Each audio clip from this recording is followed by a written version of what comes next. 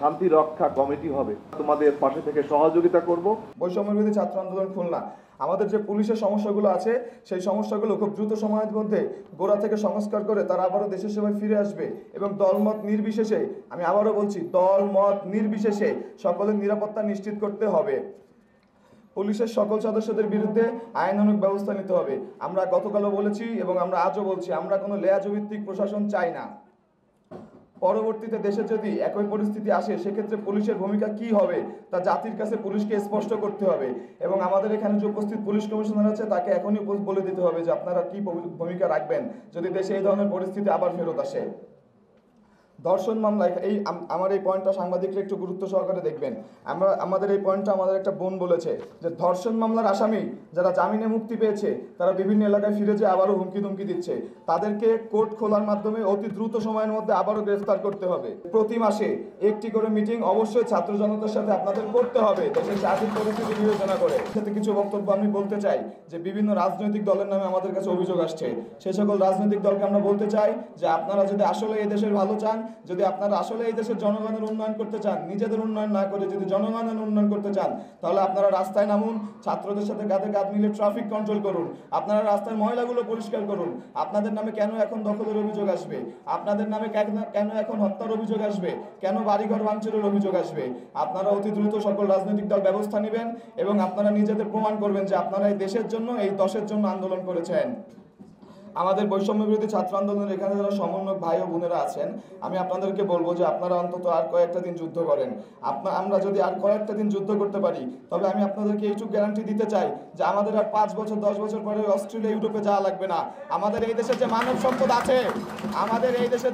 সম্পদ আছে, সেই মানব সম্পদকে দক্ষ মানব সম্পদে পরিণত করার মাধ্যমে এবং আমরা মেধাভিত্তিক বাংলাদেশ গড়ার মাধ্যমে এই দেশে ইউরোপ, অস্ট্রেলিয়া, আমেরিকার চেয়ে বেটার লাইফ আমরা ইনশাল্লাহ লিড করব।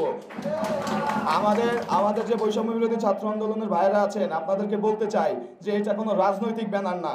আমরা অরাজনৈতিকভাবে এই দেশ সংস্কার করতে এসেছি, আমরা অরাজনৈতিকভাবে এই দেশ সংস্কার করব। আপনাদের সকলকে এক থাকতে হবে ঠিক ততদিন পর্যন্ত যতদিন পর্যন্ত দেশের একটি কোনো দুর্নীতি চলবে, ঠিক ততদিন পর্যন্ত আপনাদের এক থাকতে হবে এবং একই সাথে এই জাতি যতদিন বাঁচবে, এই প্রজন্ম যতদিন বাঁচবে, ততদিন আপনাদের মনে বিদ্রোহের আগুন জ্বালিয়ে রাখতে হবে যেন কোনো স্বৈরাচার সরকার আবার মাথা চাড়াতে উঠতে না পারে। আমাদের সেনাবাহিনীর সঙ্গে পুলিশ আজ পোশাক পরেছে এবং থানার মধ্যে সাধারণ কাজ, জেনারেল ডায়েরি, কেস ডায়েরি লেখা থেকে শুরু করে সব কাজ শুরু হয়ে গেছে।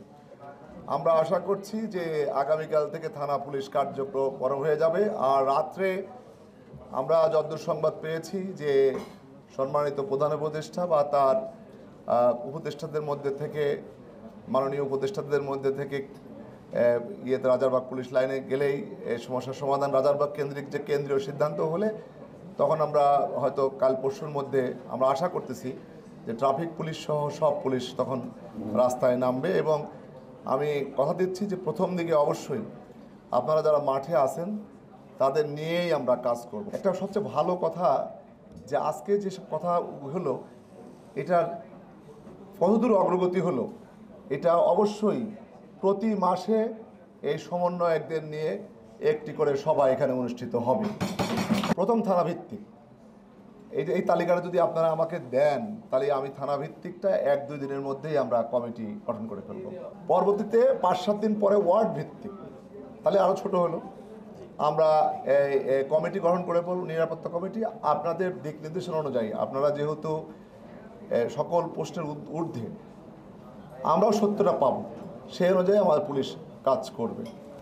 পুলিশ অতীত যা হয়েছে এই দল ভিত্তিক বা গোষ্ঠী ভিত্তিক পুলিশ এই নতুন পুলিশ আর লেজুর ভিত্তিক করবে না ইনশাল্লাহ। বিএল কলেজের একটি স্থায়ী যে করতে বলছেন ক্যাম্প, সেটি আমরা পুলিশের রেজিস্ট্রেশন করতে 1 মাস লাগবে। 1 মাসের মধ্যে আমরা আগে অস্থায়ী ক্যাম্প করব, আর স্থায়ী ক্যাম্পের তো পারমিশন লাগে পুলিশ হেডকোয়ার্টারে। পুলিশ হেডকোয়ার্টারের পারমিশন নিয়ে আমরা একটা স্থায়ী ক্যাম্প করে দেব। ছাত্রদের আন্দোলনে চলমান যে কোনো কালো থাবার বিরুদ্ধে আমরা থাকব। ছাত্রদের এবং যারা এই সময় আইন শৃঙ্খলা, যারা ললেসনেস করতেছে, সে যে দলেরই হোক না কেন, আমরা আপনাদের সঙ্গে থেকে নির্মমভাবে তাদের বিরুদ্ধে ব্যবস্থা নিব।